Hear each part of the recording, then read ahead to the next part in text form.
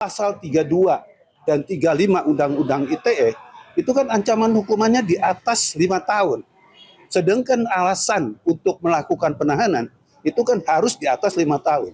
Sedangkan Undang-Undang 32 dan juga 35 Undang-Undang ITE itu ancaman hukumannya 10 sampai 12 tahun. Dari konteks ini ya tidak ada alasan lagi yang bersangkutan itu harus melenggang terus seperti ini. Terus berikutnya di Undang-Undang KUHP yang baru, itu kan orang yang sudah ditetapkan tersangka, kan nggak boleh lagi mengulangi perbuatan. Apa sih perbuatan? Yang menyebarkan berita bahwa ijazahnya Pak Jokowi palsu dan lain sebagainya. Padahal sudah ditetapkan tersangka. Salah diambilannya. Bumi gonjang-ganjing, langit kelap-kelap, ini persoalan di bumi Nuswantoro. Ya, gitu. Ya, ini ada Petruk yang makin pusing. Karena makin tidak jelas, katanya P21 sudah seminggu ini dalam waktu dekat, ya. Wah, dia sampai terbalik-balik begini dia. Nah, muncullah Sengkuni. Sengkuni itu siapa? Sengkuni itu adalah tokoh pengkhianat besar dalam dunia pewayangan. Ada Sengkuni ini. Sengkuni Hasibulan Sianipar.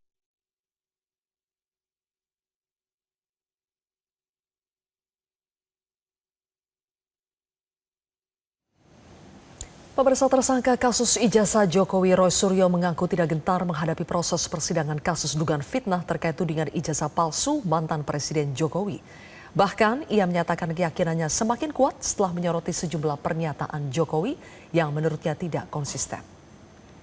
Ditemui di Polda Metro Jaya, mantan Menpora Roy Suryo menjelaskan pernyataan Jokowi yang pernah menyebut akan membawa seluruh ijazahnya mulai dari tingkat SD hingga perguruan tinggi ke persidangan merupakan klaim yang sulit direalisasikan. Pasalnya sejumlah dokumen tersebut telah menjadi barang bukti dalam proses hukum yang berjalan. Roy juga meragukan kemungkinan Jokowi akan memperlihatkan dokumen ijazah secara langsung dalam ruang sidang. Menurut Roy, mekanisme persidangan tidak sesederhana seperti yang dipersepsikan publik. Roy juga kembali mempertanyakan status kelengkapan berkas perkara atau P21 yang sebelumnya diumumkan oleh Polda Metro Jaya. Hingga kini Roy belum melihat langsung dokumen yang menjadi dasar penetapan tersebut. Salah diambilannya. Bumi gonjang-ganjing, langit kelap-kelap, ini persoalan di bumi Nuswantoro. Ya, gitu. Ya. Ini ada Petruk yang makin pusing karena makin tidak jelas, katanya P21 sudah seminggu ini dalam waktu dekat, ya. Wah, dia sampai terbalik-balik begini dia.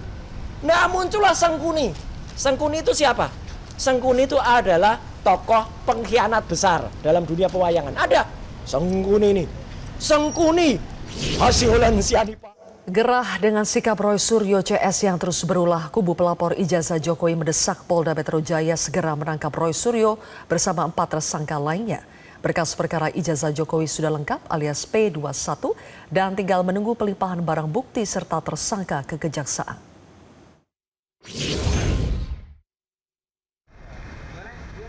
Metodologi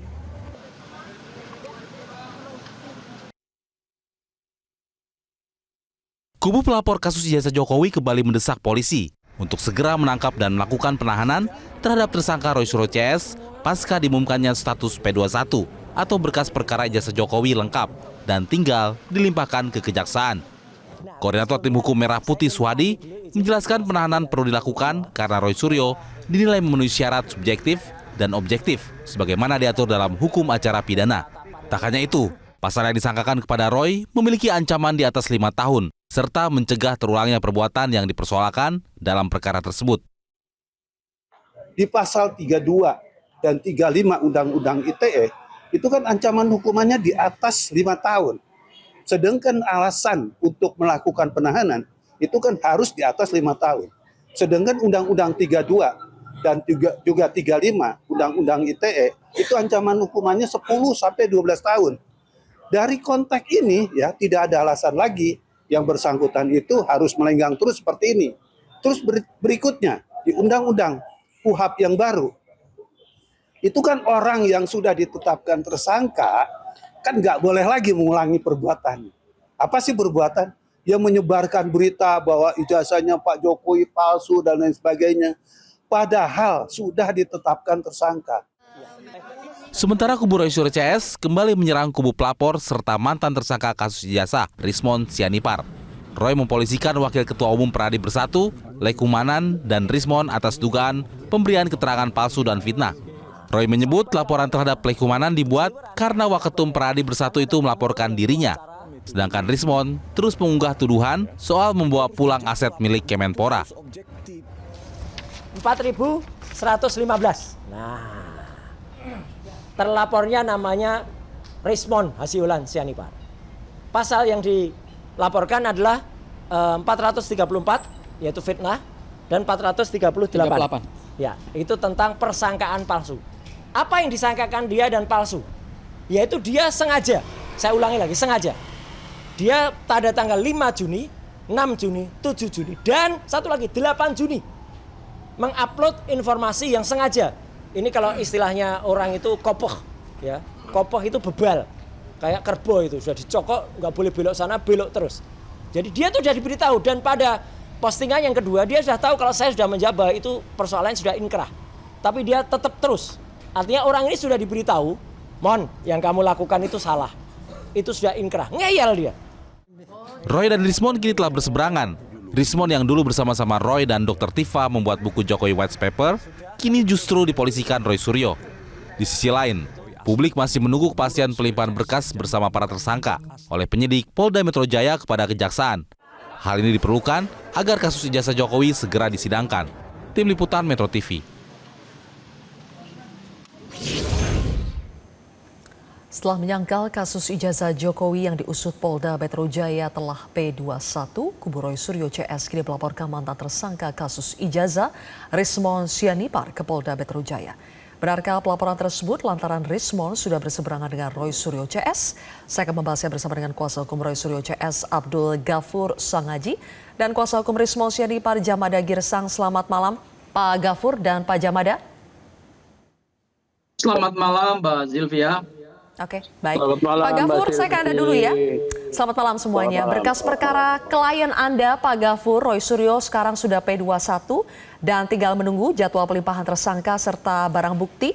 Kenapa di sela-sela menunggu klien Anda melaporkan Rismon dan juga Lehumanan ke polisi?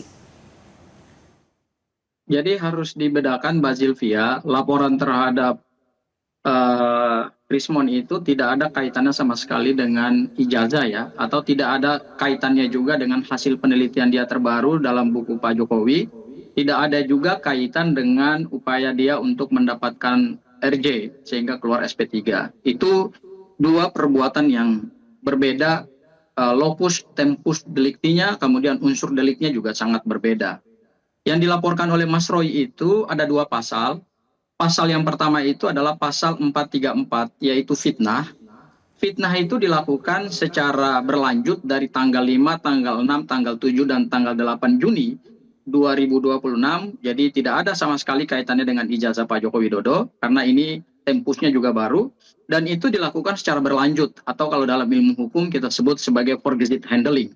Ya, peristiwa apa yang dilakukan oleh Rismon terhadap Mas Roy, yaitu fitnah terhadap dugaan fitnah terhadap sebetulnya dispute soal pencatatan aset di Kementerian Kemenpora yang dilakukan oleh kementerian pada saat Mas Roy selesai menjabat sebagai Menpora pada tahun 2014.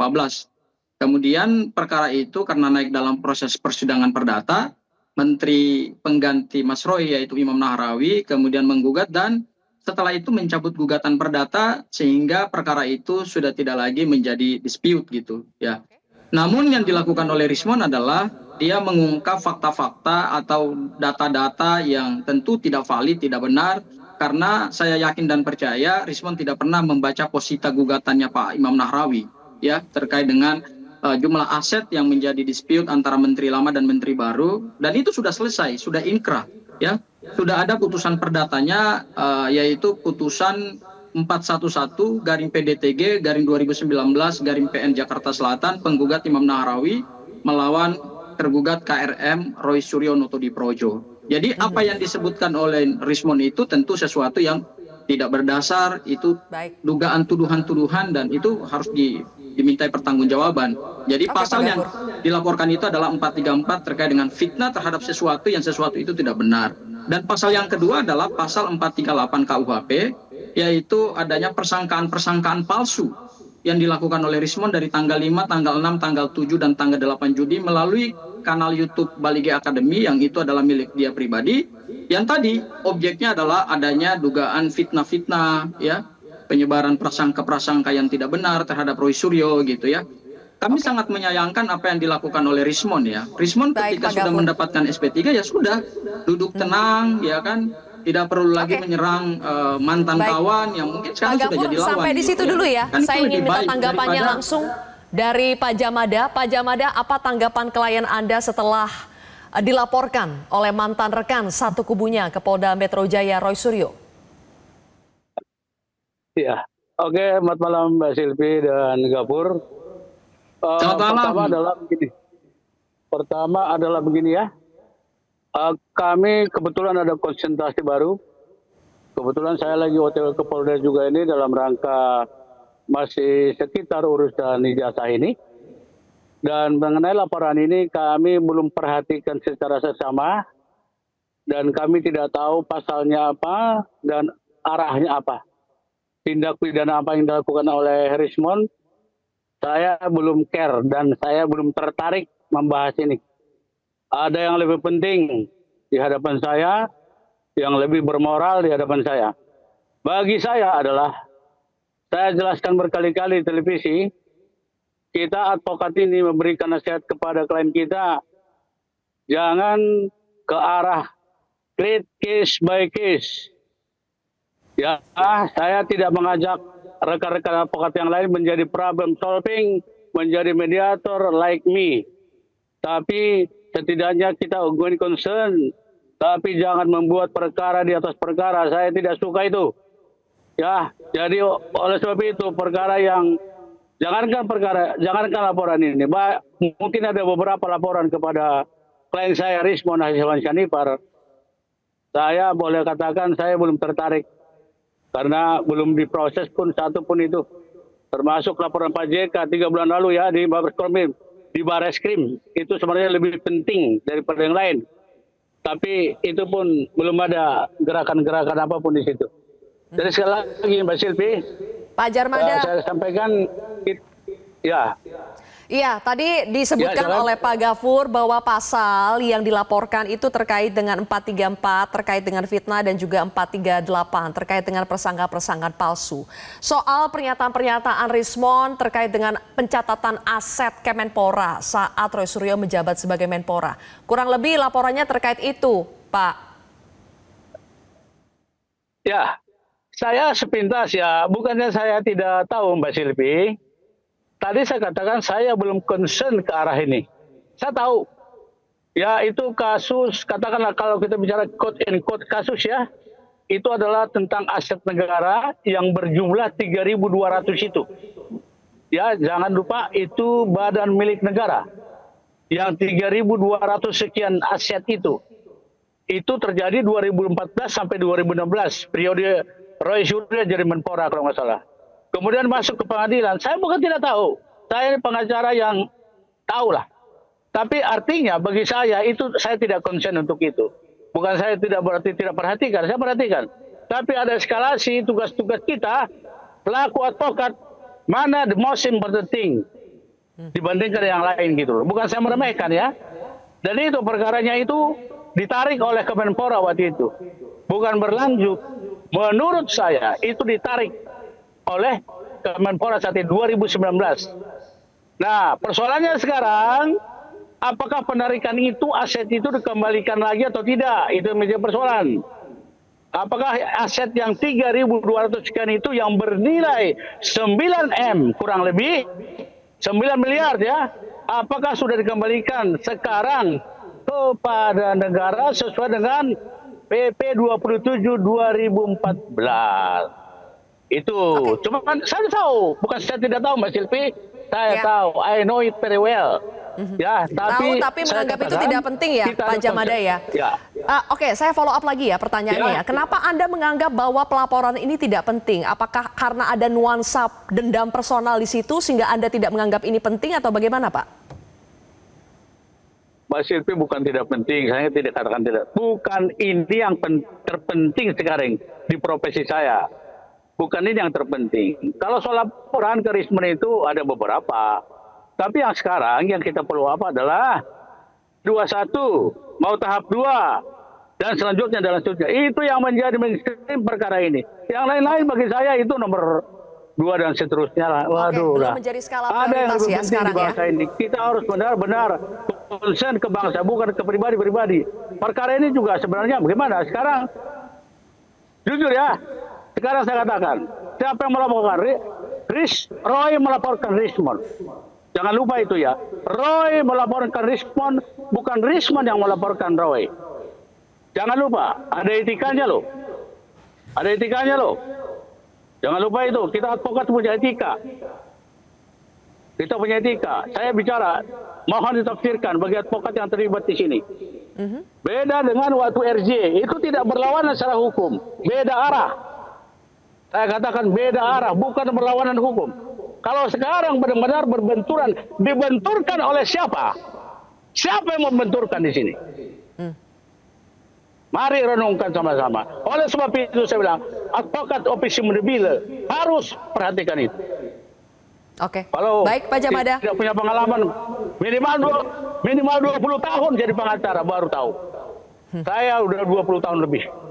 Jangan, Baik, Pak Jamada. Mari, jangan bermain hukum. Oke, Jangan oke. case by case. Oke, Mbak Silvi. Kembali Mbak Silvi. Terima kasih Ya, Pak Jamada. Saya sorry, kembalikan aku lagi lagi on sekarang ke Pak Gafur untuk menanggapinya ya. Sebetulnya ada dua hal. Ada dua hal dari pernyataan Pak Jamada tadi, Pak Gafur. Yang satu soal bahwa pelaporan Roy Suryo kepada Simon Sianipar ini belum menjadi prioritas sekarang bagi kubunya Rismon. Kemudian juga yang kedua, ada pertanyaan sebetulnya. Apakah aset 9M yang pada saat itu ketika Roy Suryo masih menjadi Menpora sudah dikembalikan? Ada pertanyaan di balik itu. Silakan dijawab. Ya, makasih Mbak Sylvia ya. Jadi kalau Rismon menanggapi ini tidak penting ya itu haknya Rismon dengan kuasa hukumnya ya. Setahu saya sampai sejauh ini sudah ada 5 laporan kepolisian terhadap Rismon. Ya, 5 laporan kepolisian loh. Ini nggak main-main ini. 5 laporan kepolisian. Pertama Pak JK, yang kedua itu ada Irwan, ya. Kemudian yang ketiga ada Subhan Palal, ya. Kemudian yang keempat Mas Roy, mungkin ada sekitar 4 ya, kalau saya hitung itu berarti ada 4. Ada 4 laporan kepolisian terhadap Rismon. Bayangkan 4 laporan itu kalau dianggap tidak penting ya itu haknya dia gitu. Tinggal nanti kemudian kalau sudah dipanggil untuk diperiksa dalam tahap penyelidikan dan kalau ditemukan adanya bukti permulaan yang cukup, adanya dugaan tindak pidana itu terang, maka kemudian bisa dinaikkan pada tahap penyidikan. Dan kalau sudah dinaikkan pada tahap penyidikan, peristiwa menjadi terang dengan mengumpulkan bukti baik alat bukti maupun barang bukti, tentu akan berakhir pada penetapan tersangka gitu. Dan satu lagi saya lupa, satu lagi adalah laporan dari Bill Faki terkait dengan ijazah palsu di Universitas Yamaguchi. Jadi ada 5 laporan kepolisian terhadap Rismon dan 5-5-nya harus dihadapi ke depan. Ya, kalau hari ini kuasa hukumnya mengatakan itu tidak penting ya itu haknya mereka. Tetapi kalau sudah dipanggil oleh pihak penegak hukum, ya tentu tidak bisa menggunakan alasan itu lagi gitu. Semua proses hukum itu harus dihadapi. Artinya Rismon keluar dari laporan kepolisiannya Pak Jokowi, sekarang dia harus menghadapi 5 laporan kepolisian. Dan kalau dari 5 laporan kepolisian itu, katakanlah ada 2 atau 3 yang kemudian naik dalam tahap penyidikan, berarti Rismon akan ditetapkan sebagai tersangka dalam 3 laporan kepolisian gitu ya. Dan dia harus siap menghadapi itu. Jamada Girsang tidak bisa menggunakan istilah, oh saya advokat 20 tahun, saya advokat berpengalaman. Bukan itu.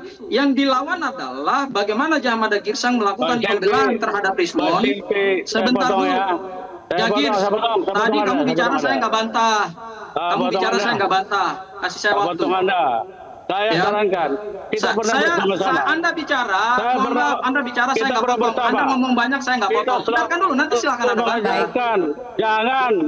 Saya mau katakan bahwa penegakan hukum itu basis pada norma, kaidah dan peristiwa hukum. Bukan ini soal pengalaman. Kalau Anda tidak tertarik menghadapi laporan-laporan kepolisian ini, ya sudah, tinggal kemudian nanti klien Anda apakah akan ditetapkan sebagai tersangka atau tidak dalam 5 laporan kepolisian. Kalau ada 2 atau 3 LP kemudian naik tahap penyidikan, berarti kan Rismon akan ditetapkan sebagai tersangka dalam 3 LP. Itu hal yang pertama. Oke, ya. baik. Itu hal yang pertama.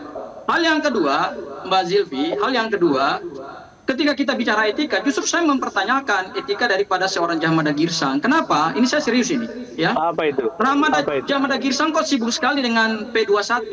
Ingat, pelapornya itu adalah Pak Joko Widodo. Yang dilaporkan itu Rismon. Dan Djamada Girsang pernah jadi kuasa hukumnya Roy Suryo. Tidak sepatutnya dan tidak sepantasnya seorang Djamada Girsang kok malam-malam datang ke Polda untuk mempertanyakan P21. Memangnya Anda kuasa hukumnya Jokowi? Ya, itu kan sudah ada tim kuasa hukumnya, sudah ada relawannya. Anda seharusnya dengan Rismon duduk diam, duduk manis. Pada saatnya nanti persidangan Rismon dihadirkan sebagai saksi, Anda datang ke situ.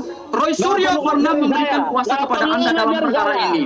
Tidak pantas bagi seorang pengacara melakukan upaya-upaya untuk mengkriminalisasi mantan kliennya. Itu melanggar etika. Itu yang sebenarnya Anda tidak boleh lakukan. Anda tidak punya hak hukum dalam perkara ini. Anda bukan kuasa hukumnya Pak Jokowi. Anda Cukup ya, kuasa kita hukum kembali ke Rismon. substansi, Bapak-bapak. Anda membantu Rismon untuk tidur nyenyak. Di sini kita tidak menyerang personal ya, kita kembali ke substansi Bapak-bapak. Pak Gafur sudah boleh diselesaikan?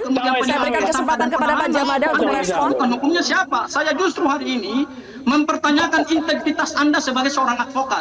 Mempertanyakan cukup ya. independensi Anda. Pak Gafur sudah cukup, kita tidak menyerang personal di sini, kembali lagi ke substansi. Bahkan pengalaman hukum Anda sebagai seorang advokat. Malam ini ketemu Anda saya nggak tahu, saya rugi sebenarnya. Anda Saya tidak bisa- punya hak hukum Saya untuk bisa- mengkriminalisasi mantan klien Saya dalam bisa perkara yang sama. selesaikan. Baik, kalau Anda begitu. bisa Mas dilaporkan di Pak Djamada, Dewan Kode Etik Pak Advokat. Gafur. Anda cawe-cawe. Sudah cukup ya? Anda cawe-cawe dalam perkara ini. Anda Terima bukan kasih kuasa atas waktunya. Semuanya sudah kami tangkap. Terima kasih. Sayang sekali dialog ini tidak bisa berlangsung dengan komunikatif dan kondusif. Kami harus akhiri sampai di sini pemirsa. Jelajahi cara baru mendapatkan informasi. Download Metro TV Extend sekarang.